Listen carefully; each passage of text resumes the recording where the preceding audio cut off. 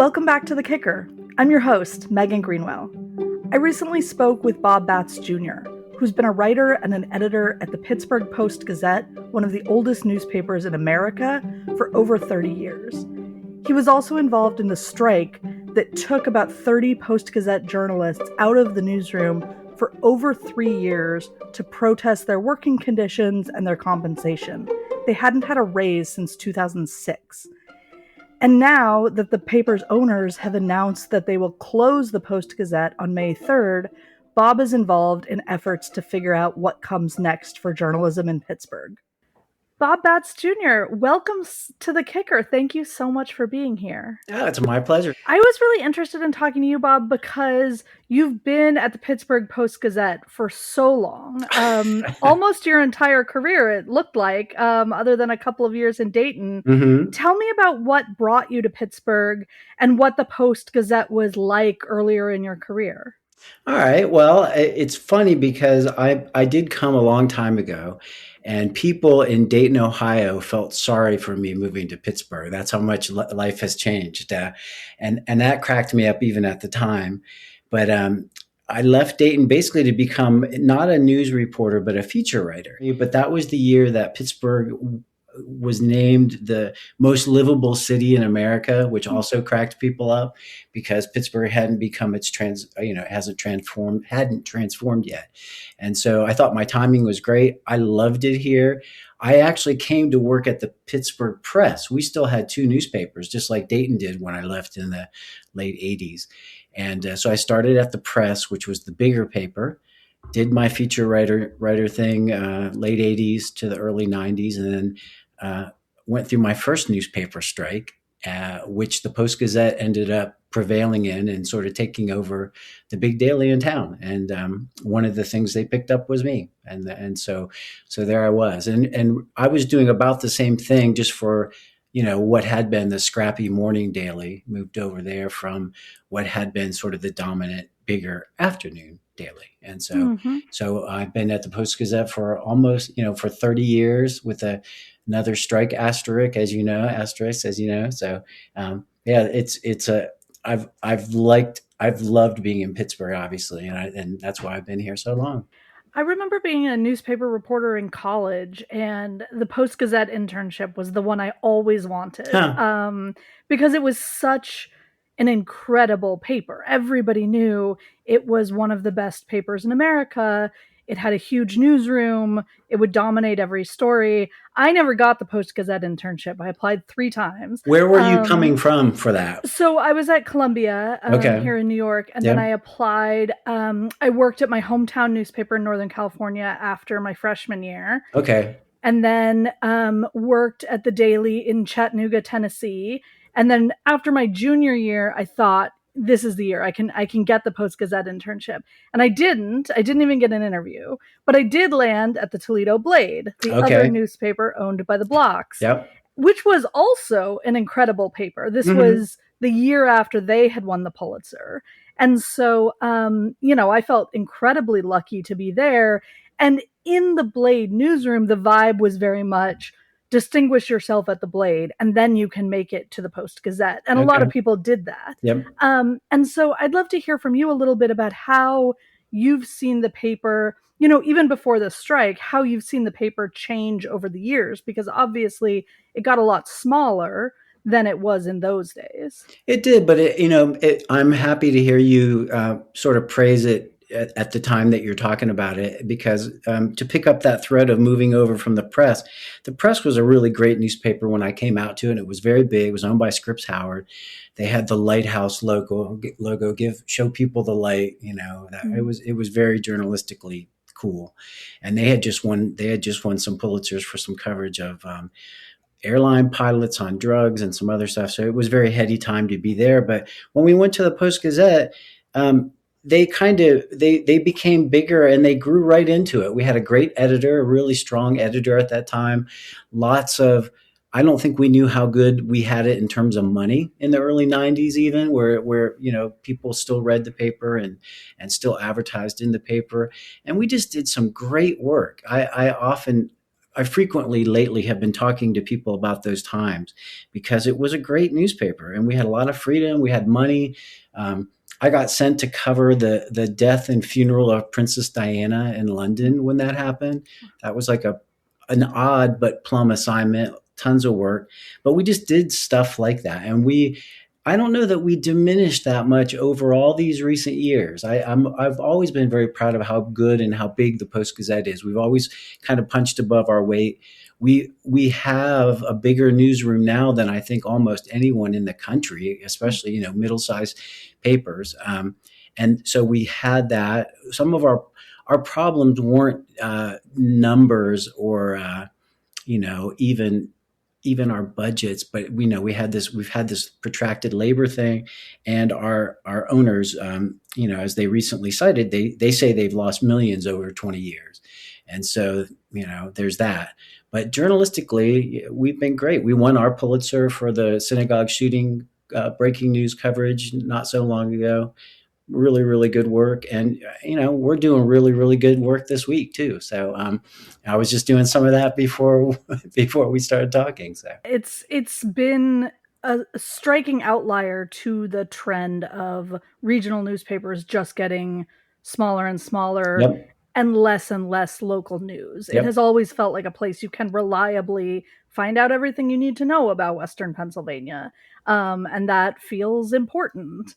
But before the labor disputes started, how communicative were the owners, the Block family, about the financial struggles that they now say have been going on for like 20 years? I mean, that was frequently invoked in different ways. Like, and again, as workers, they have not opened their books to us to really know, the sort of the facts of the case. But just like there's no newspaper that wouldn't say wasn't losing money for a lot of those years. So that was not something that would surprise us. I think one thing that the workers knew and know, and that the company even would acknowledge, is that the paper might have been losing money, but that's a big company that also owns the Toledo Blade, and more importantly, owns a bunch of cable companies, especially in that northern Ohio area, and until recently owned some broadcast stations. So the bigger company was making a lot of money, and so and I think we the understanding always was that the Post Gazette might be losing money and it might be losing a lot of money, but that they still own the big paper in a big city, and that's a nice thing to own, So yeah, it's not like I don't think anyone was surprised by a statement that they lost money over 20 years. But again, the specifics of it, and I don't know how to back that up or not. And so and when they said they were going to close the paper, to jump ahead to something I know is kind of the hot news right now with us. When they said that, they that's when they said they've lost $350 million over the past 20 years. Mm-hmm. But the day they said that was an hour after the Supreme Court ruled against them in this appeal they were seeking in this longstanding labor dispute. So it's very complicated, and we still, a whole bunch of us still want to keep the Post Gazette as good and as functional as it ever was. And so we're working on that in different ways, and there's people working on it that I don't even know, but I know that, the managers and the workers are having open talks about that, and questions, and working together. And we do have some time. It wasn't like we just did shut down, where the company said it was going to shut down in May. So in the meantime, people are working to save that thing that you were talking about, because I think even that's the unspoken thing even about this labor dispute. It's not just we weren't just talking when we said that we went on strike to save, like we didn't go on strike to put the paper out of business. We went on strike to keep it good and to make sure that it had a lot of workers and that those people had a living wage and all that kind of stuff. We don't want it to become another shell of a newspaper that just publishes public notices and has three reporters. And so Mm-hmm. that hasn't changed, and thankfully we're still big and good. And so Mm-hmm. for as long as it lasts, that's good, I think. Yeah. So the last union contract expired in 2017. Then there were Hmm. many years of going back and forth, bargaining to some extent. And then the strike was called in the fall of 2022. Hmm. Tell me about what went into that strike, both from the perspective of the group, but also for you personally. Not everybody made the decision to vote for a strike. And I'm curious what it meant to you to make that decision. All right. I mean, and again, I think everything I say is it's just naturally prefaced. I'm just like one guy in Pittsburgh. I'm a journalist, and so I'm much. That's how I'm speaking about all this stuff. There's a lot of people that whose opinions would vary on some of this stuff and their positions, but in this particular case, um, we our last contract had expired in 2017. Our last contractual raise happened in 2006. So when we got to 2022, um, we hadn't really been bargaining. That was one of our issues since 2017 on a new contract. There was no progress happening. And around the summer of 2022, the company, or of 2020, the company sort of, what they say, imposed conditions like, forget this contract. We can't come to any agreement here. We're just going to, this is how it's going to be. You're going to do it this way. And, impose things like I got a salary cut. I lost vacation. That was sort of the very personal thing for me. I hadn't gotten a raise since before my son was born, who was in high school in 2022. And so, and we had had a lot of much publicized other issues at the paper, incidents with bosses, uh, editorials that people didn't agree with. We lost some black journalists right in the heat of Black Lives Matter over different things. So we weren't getting along. We were still doing great work, but the owners and labor situation wasn't good.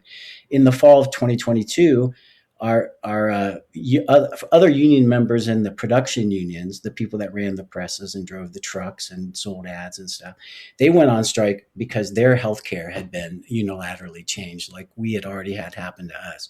And they went on strike. We chose to go on strike on our own conditions. It wasn't like a sympathy strike, but because we had our contract kind of ripped up and had been given a lesser, more expensive healthcare plan, and some other stuff.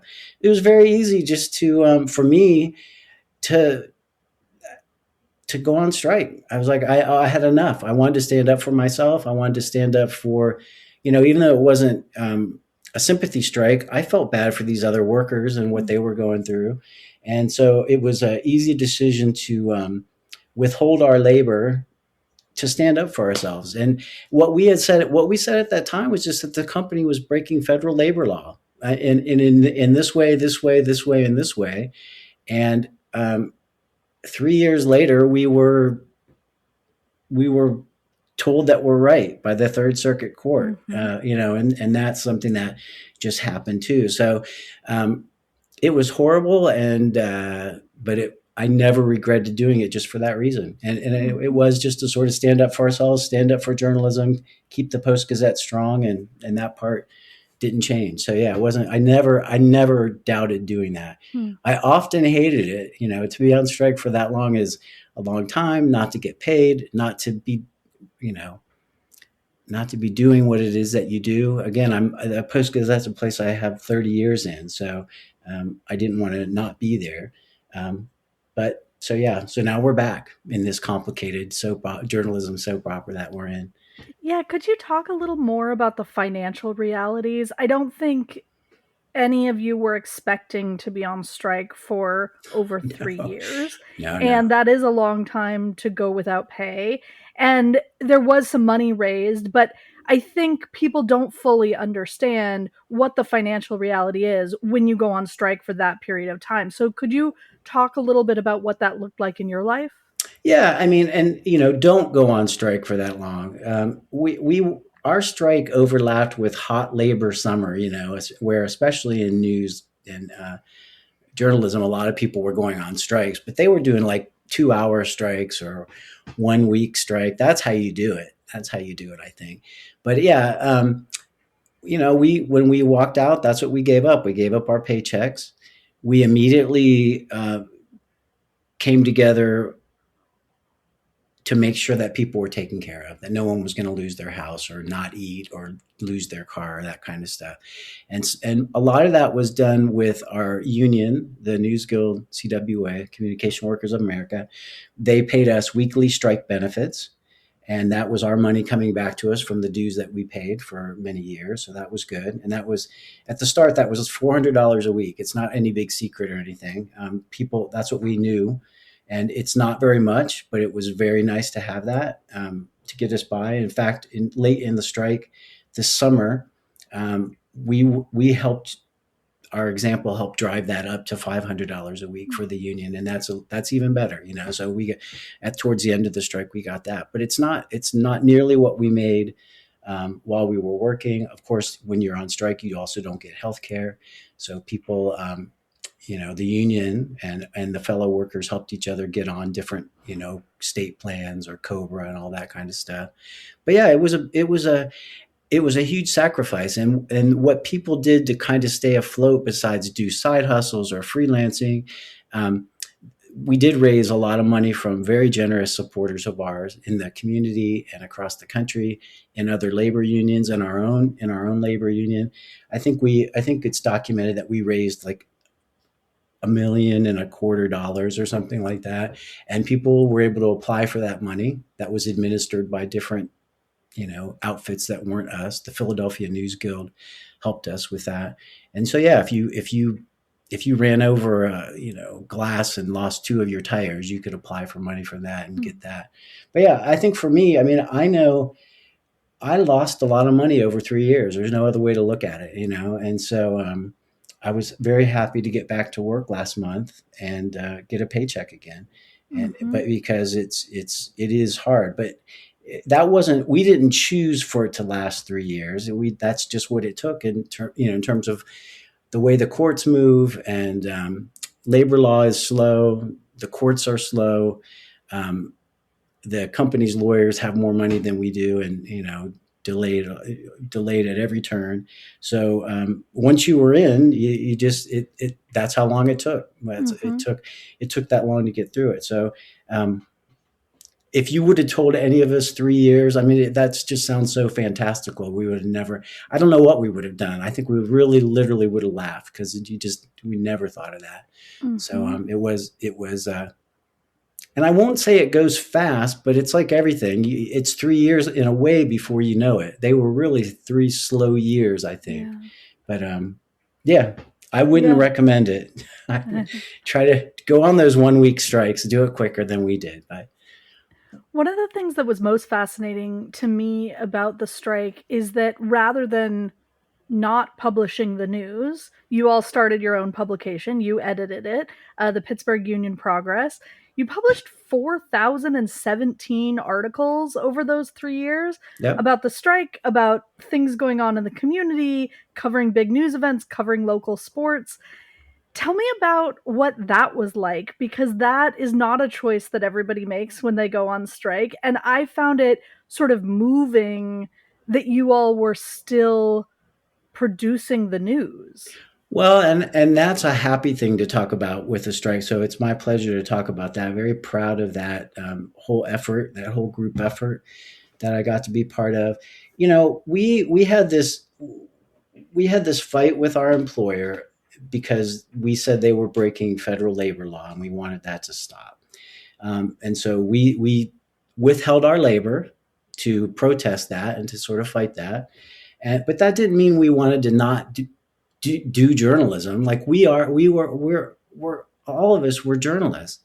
And so we wanted to sort of do this legal protest over this situation we were in, but we didn't want to just not do what we did. So, and strike papers are kind of a cool tradition at newspapers, over the years.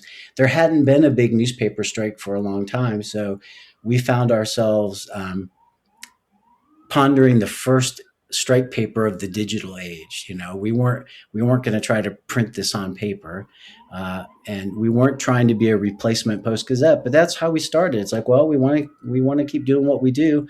We want to do it. Our sources want us to do it, and our community wants us to do it. So. We went on strike at around, in the afternoon of October 18th, 2022, and we published our first digital edition of the Pittsburgh Union Progress on October 20th. So just a couple of days later, obviously with being online, it's a WordPress site and some other stuff. It still seemed like a really quick turnaround to me.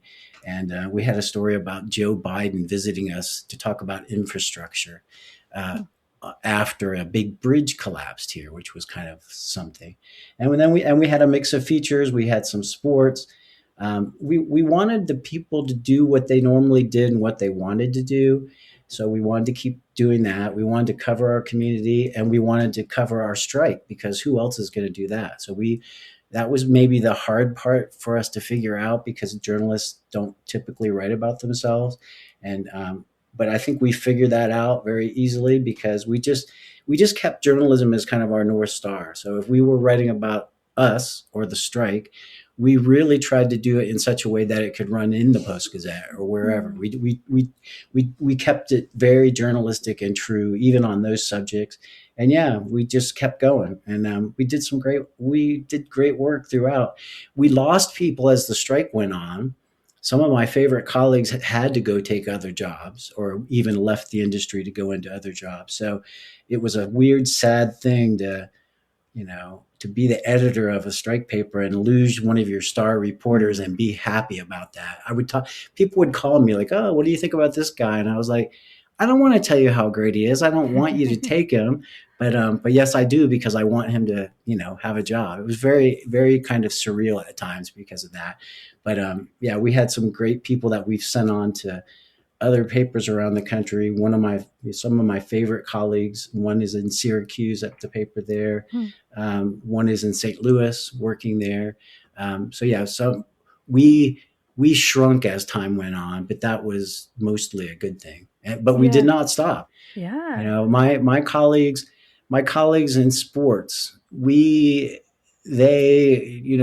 drew our bead on high school sports, the stuff that fellow workers do, and that also really matters here. We didn't try to cover the Steelers and the Penguins and the Pirates, but we did that. But those guys would be out, Friday night, this kind of weather, covering a football game, and they'd be filing their stories at 2 a.m, and they were not getting paid to do this. It was the dedication and the professionalism that these people showed was constantly inspiring. I loved working with them. One of the other surreal things I imagine about working for a strike paper is if you go to cover a big news event, you're running into colleagues from the Post-Gazette proper who weren't on strike. Yep. The strike vote was a very narrow one, 38 to 36. And I know there were a lot of hard feelings on both sides. Mm-hmm. There was true acrimony there in many in many instances. And so I want to hear a little bit about, and I know this isn't the fun stuff to talk about, but what has this been like in terms of the relationships between you and people who had worked together for a really long time, but made different decisions about whether to strike? I mean, acrimony is still there. We've been back to work for about a month, a little bit more than a month. Month and a half, and there is a lot of acrimony, because those are like binary choices. You either go on strike or you don't. The amount of time that it lasted adds to that. There were no fistfights at news events that I'm aware of, but people would say things to each other, and it was because you're on different teams. But I know that since we've been back, we do have a long ways to go on that, because you don't just click it off, and go back and you're all friends again. There might be some people that were really close friends that'll never be friends again. I think that's very possible. but you we're working together to put out a paper now, and I think everyone would agree. One thing that everyone might agree on is that it's been kind of a professional return, and I feel like the former strikers have been professional.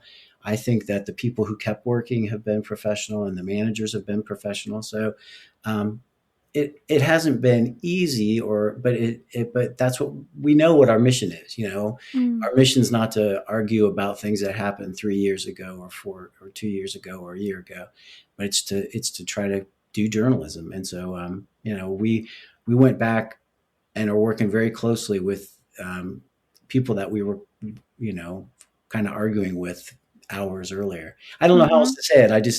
I think professionalism again maybe is a north star to sort of stay on track and to keep going. And Mhm.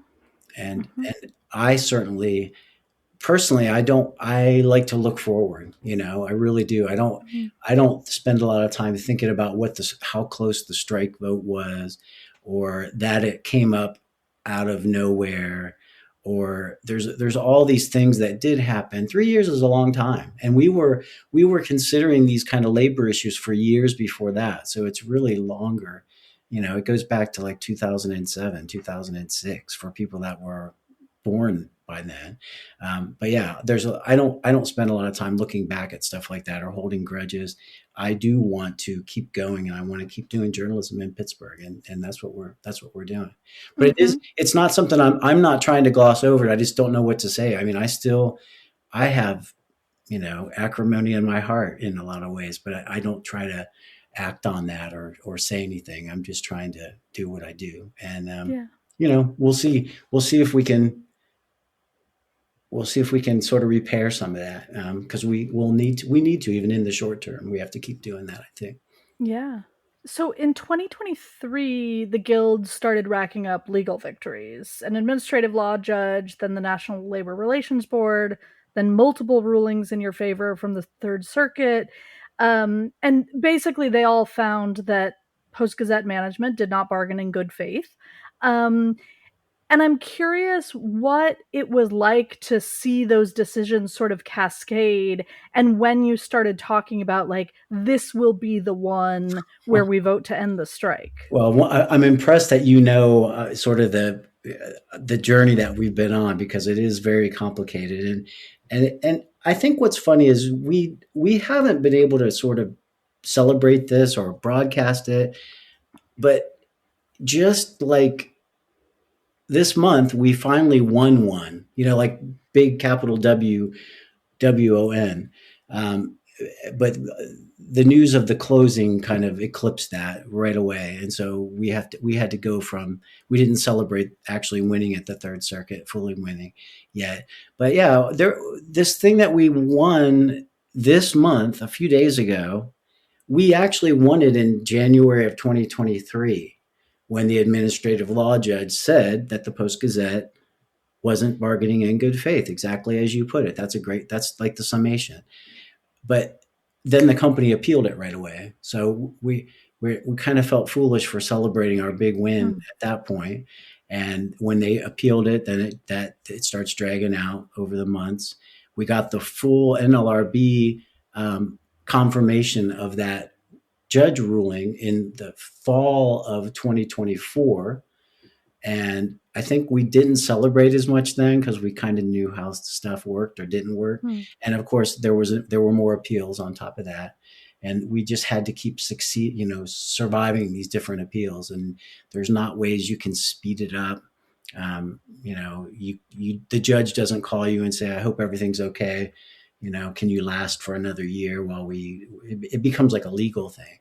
So it it's I don't know, it's really weird that what we just won is what we already won in January of 2023, and it makes those intervening years seem kind of like a waste, and not much has happened except surviving appeals and continuing to fight it. And attorneys, it was good for attorneys on both sides, Mhm. but it wasn't good for us. So Mhm. and that ruling that we just won earlier this month still has to be enforced, so it hasn't changed our lives at all.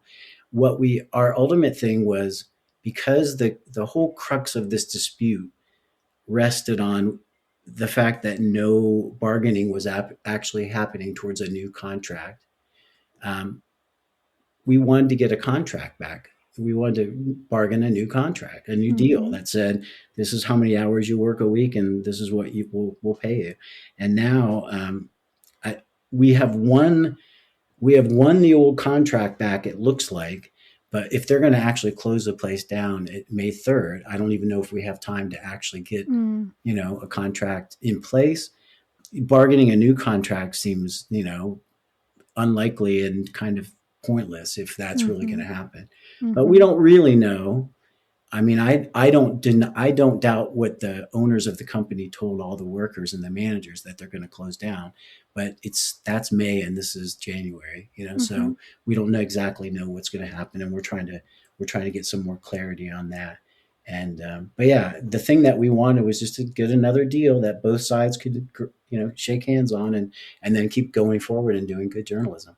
We did great journalism for more than 90 years with the Post Gazette as a union of journalists. No, I don't think the journalists ever went on strike. That wasn't an issue, and we really, until recent years, we were just partners in doing good journalism. We won the Pulitzer together. We did lots of other great work. We covered the community.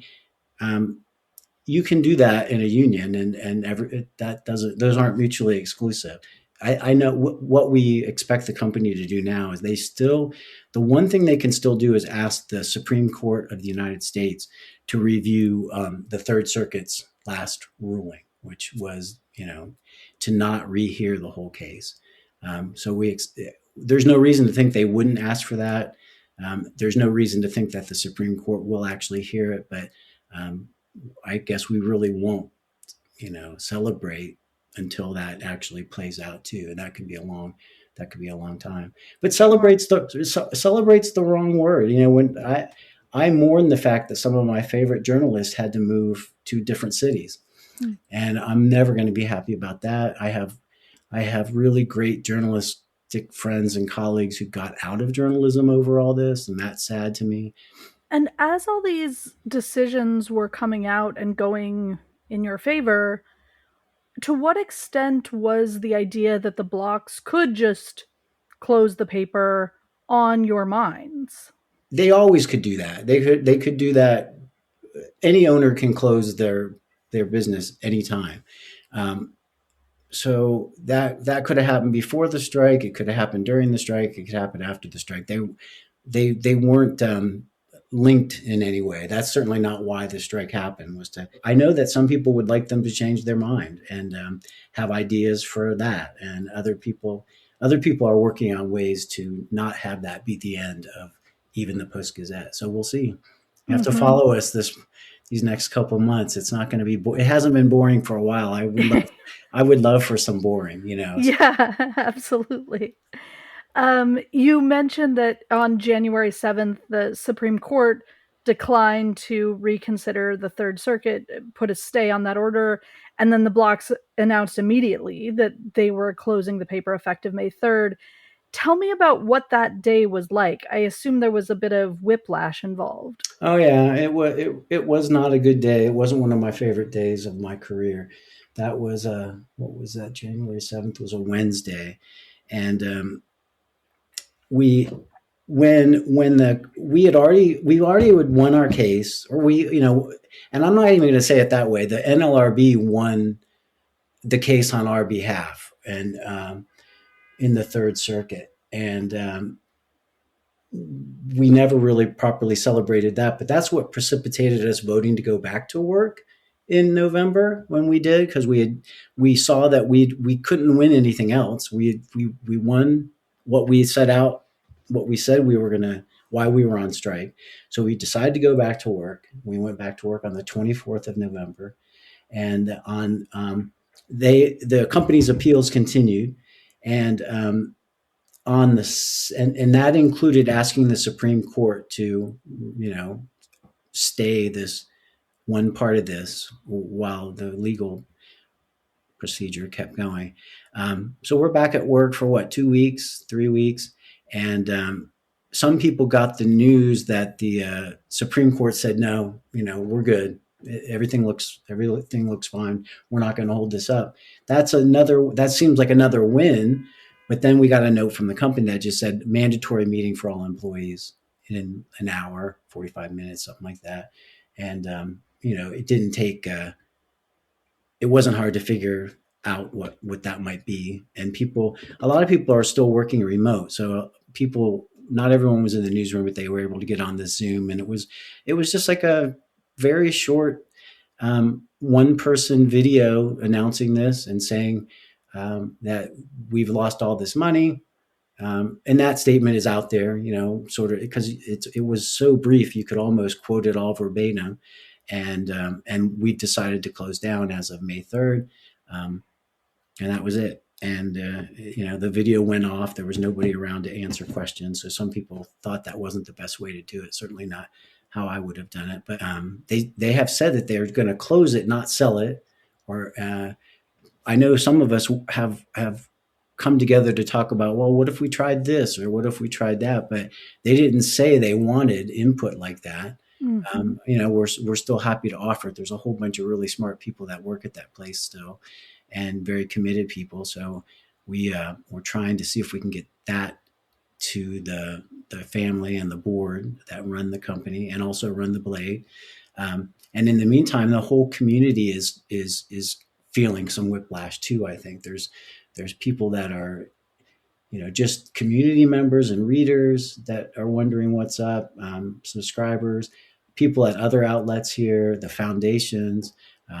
We have a Press Forward chapter, which has a lot of money across the country to fund journalism in these trying times. They're trying to figure out what's going on. So there's a lot of sort of scrambling happening right now in and around Pittsburgh to deal with this in one way or another. Mm-hmm. And it seems from the outside like there's a decent amount of optimism considering, what could be really depressing circumstances. The Guild president said you all are already working on plans for a new Post-Gazette. The CEO of the American Journalism Project said in an op-ed in the New York Times that conditions for journalism in Pittsburgh remain favorable and seem to clearly be hinting that they're interested in getting involved. Pittsburgh's obviously a huge philanthropy town. Mm-hmm. So the possibility of a nonprofit outlet seems present. Tell me about how you're sort of balancing work, producing the newspaper that is still coming out every day with trying to figure out what comes next. I think it's been a lot of like night meetings, for people that are interested in some of these options. And that includes, journalists who are on strike, journalists who aren't on strike, managers and supporters and friends in the industry. So it's a lot of hours and stuff. And trying to save journalism in Pittsburgh is a lot of hard work too. So I think some of us are really kind of worn down to a nub.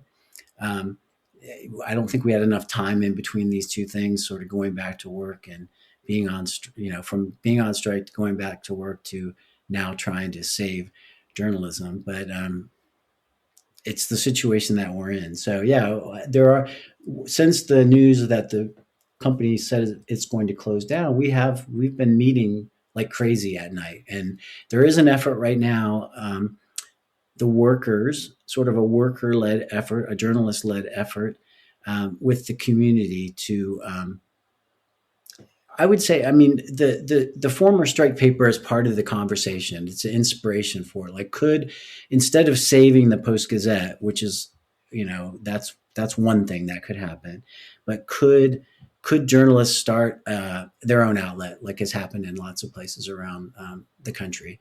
And could it be supported by the community? And could it be aimed to do what the community wants? It'd be a different thing than the Post-Gazette. But that effort is kind of coming together with the community, with people that support us, many of whom supported us during the strike, but mostly they just support good journalism. People want journalism. They really do. And we are lucky to have people that really care about that. So I know a lot of those people are working with the workers on that. I'm sure that a lot of those people would support other efforts that come together. If there is like a big philanthropic push, or if someone wanted to buy the Post-Gazette, or even if, there's the hard part now is in a way feeling like we don't know what's going to happen. Um, we've just heard that they're going to close, that they say they're going to close, but that's not until May. So it almost makes it harder. We can't, that they're going to close isn't even a given, I guess, in some people's minds. Later on tonight, I'll have a meeting with community supporters to talk about some of these alternative models that are out there. We don't want to, we're not just giving up. We're not just going to say, oh, well, that's it. That's not what we do. And so, and our community doesn't want to give up either. So like in a lot of places, when the big outlet is threatened, I think people rally together to try to save something about that. And that is the optimistic part. That's the good part. No one's saying, oh, who cares? And that, well, maybe some people are, but not many. It's a lot better to write about the news than to be in it. I'm so tired of people talking about me and writing about me or my outlets or whatever. It's terrible. I'd much rather be writing about other people. But everyone has an opinion on this, and some people are like, well, maybe we don't care about the big daily, and maybe this is a chance for these other outlets to ascend. Like we have some nonprofit journalism, we have some public broadcast, we have these other niche populations. So there's a lot of ways it could go, but it's not. The one thing about it's not going to be like there's no news here. It's just it could look quite a bit different than it has for a long time, and again, we're talking, not that anyone in this business, especially now, is particularly sentimental, but this paper the roots of this paper are 240 years old. We're almost as old as the country is. And I think that no matter what people's issue might be with, owners or coverage or incidents, I think there's a shared community pride in the fact that we have a news outlet that's that old and that big and that comprehensive. And it gets back to what you were saying about remembering how it was to get an internship there. There's always something special about that kind of a news outlet, and something important about it too. And so I hope some of the models I like going forward aren't just me. Like you and I could start our own outlet probably by Friday. We might be able to get funding for it, and we might, like, if we could write about cats, I don't know, labor cats or something, and we could each make $7,000 a year, have a great time doing it. But it's not the same thing as covering a community and being large and holding power to account and being ready to respond when someone shoots up several congregations, that kind of thing. If you've gotten a taste of it from doing it or reading it, it's a very special kind of thing. And I'm hoping that whatever happens going forward, we can preserve some of that scale and some of that sort of journalistic power. That's all there is to it. So we'll see. I think that's such a good note to end on. So thank you so much for coming on, and we'll look forward to having you or a colleague back when there's something new and exciting to announce about what comes next. No, thank you, Bob. Yeah, and thank you. And I appreciate you kind of knowing what's going on. I think part of our problem was our situation has been hard to explain and for people to wrap their mind around.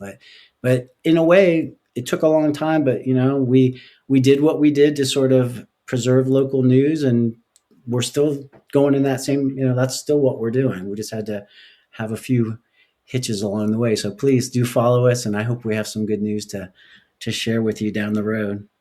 Excellent. Well, we're all rooting for you. Thank you. Things are now moving incredibly quickly in Pittsburgh. Just since Bob and I spoke last week, a group of his colleagues who did not strike have filed a motion seeking to overthrow union leadership in hopes of negotiating with the Block family. Meanwhile, Bob's colleagues who did strike have formed a group they're calling Paper, which is looking into worker ownership models, nonprofit models, and what they call the prospect of a truly independent Post-Gazette, and they're fundraising for those efforts. So there will be a lot to watch in Pittsburgh in the coming months, and we'll try to stay on top of it.